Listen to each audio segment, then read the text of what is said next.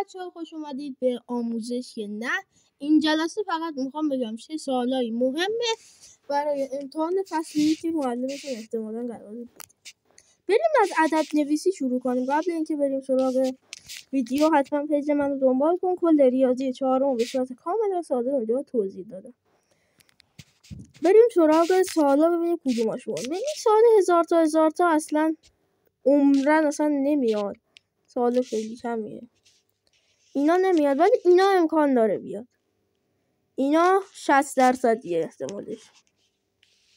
این جدول ارزش مکانی 100%.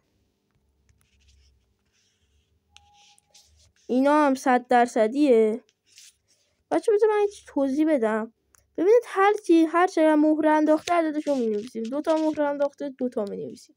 3 تا مهر انداخته 3 می‌نویسیم. 2 تا مهر انداخته باز 2 می‌نویسیم. یه دونه انداخته 1 می‌نویسیم. 1 2 3 4 5 تا انداخته 5 می‌نویسیم.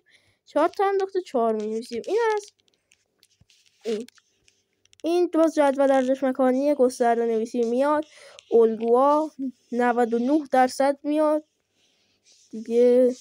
اینا که همون الگوان. اینا 100% میاد. اینا که ضرب در 3 منهای 2 شده.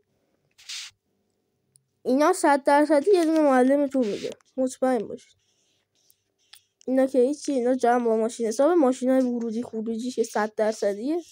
ماشینای ورودی خروجی هم باید همون کار رو بکنید دیگه. مثلا اینجا داریم 3 ضرب در فعلا ضرب در 4 میشه 12. 7 4 تا 28 تا. 10 4 تا 40 تا. 5 4 تا 20 تا. بریم برگه سوالا رو بهتون بگم.